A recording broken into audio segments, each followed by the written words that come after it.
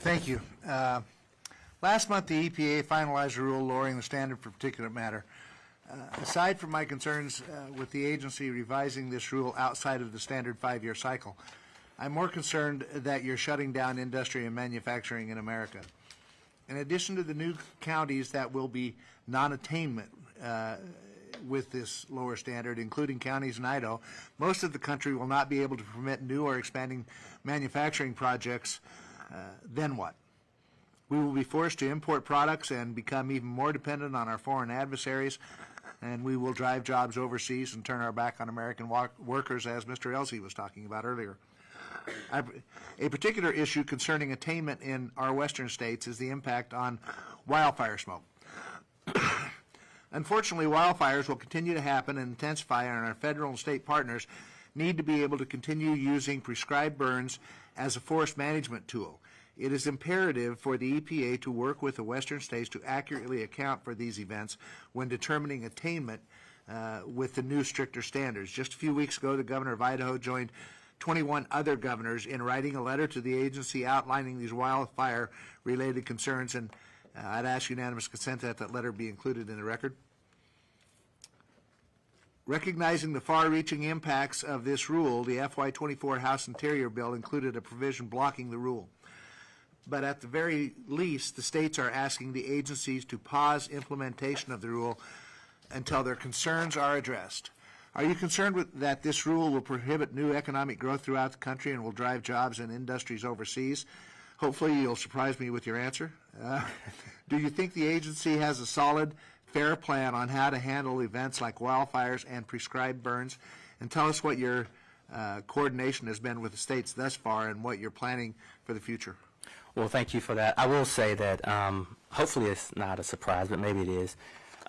You know, when this rule is scheduled to, the earliest that it can come into place is around 2032. We believe that 99% of all the counties will meet the new standard.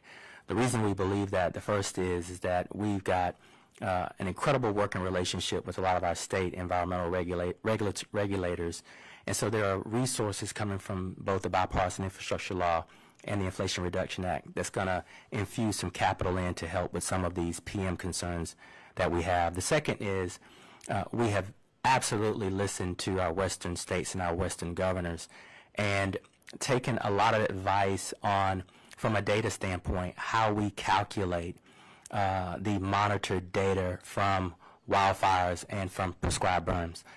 So we have a great strategy for differentiating that particulate matter data that's coming from a very sophisticated air monitoring system that points to wildfires, prescribed burns, and those emissions that we're actually targeting. So I believe with the infusion of capital from Bill, from IRA, from listening to some of the concerns that we've heard from some of the Western governors, and looking at my conversations with the Secretary of Commerce and the President and others who want us to continue to be a beacon of light for jobs and creativity, I think we can meet that goal. Just remember that prescribed burns are how you prevent, hopefully in the future, catastrophic wildfires. And so if we put too many restrictions on prescribed burns, you are increasing the chances of catastrophic wildfires. Absolutely. I'm very concerned about our wildfires losing fire retardant as a tool to fight wildfires.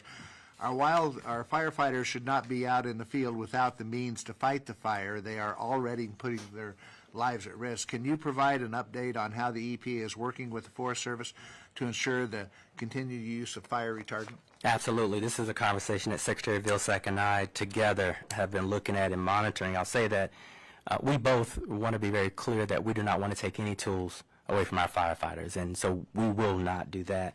The first is the EPA and the Forest Service have a signed facilities compliance agreement that allows the Forest Service to continue fighting fires exactly the way they are. In the meanwhile, so that we can be on the right side of the law, we're working with USDA and the Forest Service and looking at how we can issue a Clean Water Act permit as soon as possible that is very clear and concise and really in a very transparent way demonstrates that the Forest Service can use these tools and do it in a way that's protective of the Clean Water Act. Appreciate that. It is, I'm not opposed to trying to find more environmentally friendly fire retardants and stuff, but we can't ban what we currently have if we don't have the replacement in place. Right now, we don't. One Agreed. last question for me. For yet another year, the budget request proposes to zero out funding for the Rural Water Technical Assistance Grants, which is currently funded at just over $30 million. It's unfortunate that we play games with this program by zeroing it out to make room for other priorities because you know Congress will put the money back in. It just doesn't send the right message to the folks in our states who are working very hard every day to help ensure our rural communities have access to safe drinking water. But that's why I will work with my colleagues to ensure the program is continued and not zeroed out as is proposed in this budget. The agency has been trying to change the way funding is awarded under this program. I expressed my opposition at the end of last year and will reiterate it again now.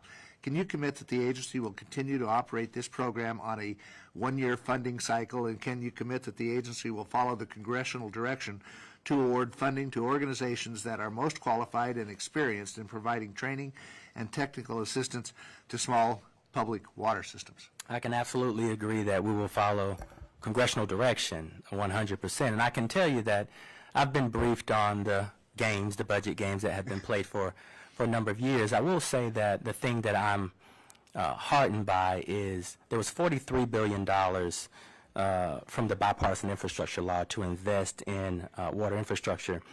We've already invested, or our plan is to invest up to $500 million in water technical assistance programs through just 2024, including increasing funding excuse me, for the National Rural Water Association and Rural Community Assistance Program. So what we've done is at EPA, we've focused on the ability to have a concrete, consistent stream of revenue going to our rural communities, recognizing that there are lots of budget maneuvers that have happened in the past. This is the way to make sure that the money gets to these rural communities. Well, I appreciate that because this Rural Water Technical Assistance Program has been working, frankly. When I talk to small communities that have, as we talked on the phone the other day, have a water system that maybe it's a town of 1,000 people, they don't have the ability to go out and hire somebody with the technical assistance to really meet the Clean Water Act, the Clean and Safe Drinking Water Act, and all those different acts and stuff like that. Who do they turn to? They turn to the people they know, and that's right. The people in the local rural communities, the rural water assistance programs that give them great advice, and that's how it has worked in the past, and I think it's working very well, and that's why Congress continues to support it. So I suspect you'll see some money put back into that program in this budget when we finish it. So, Thank